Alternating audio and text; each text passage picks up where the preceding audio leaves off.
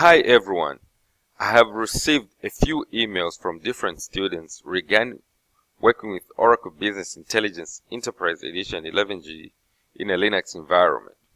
To make it easy for all the students, what I have done is I've compiled a list of step-by-step instructions for downloading and installing this software in the Oracle Linux environment for those students who do not have Linux installed, as well as those who would like to maintain two sets of software, one in the Windows environment and another in the Linux environment.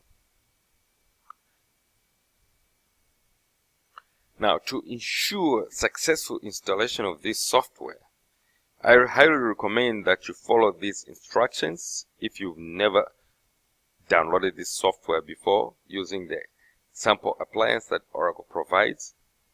For it is here that when you miss a single step, that your entire 5 to 6 hours of work will have gone to waste, which may require you to go back and start downloading the files over.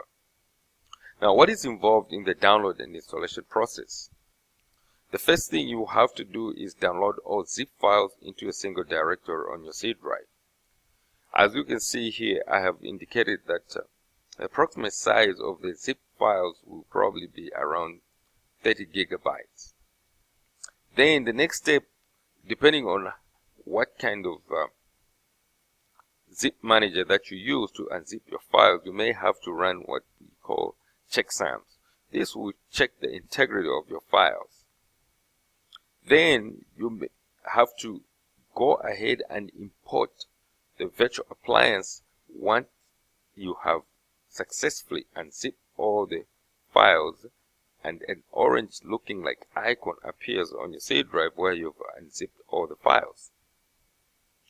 After you've done all that, the total size of the files will be approximately about 70 gigabytes.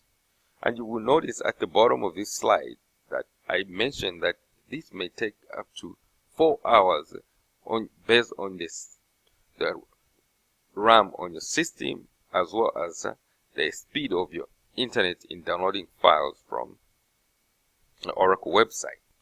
The next videos will show you now the step-by-step instructions on how to download the different files. It will require a little bit of patience, but once you've downloaded all the files and uploaded them to the VirtualBox, it will be a very good experience for you to now learn the Windows experience of working with this software, as well as the Linux experience. So I look forward to showing you the videos, and I hope you find them useful.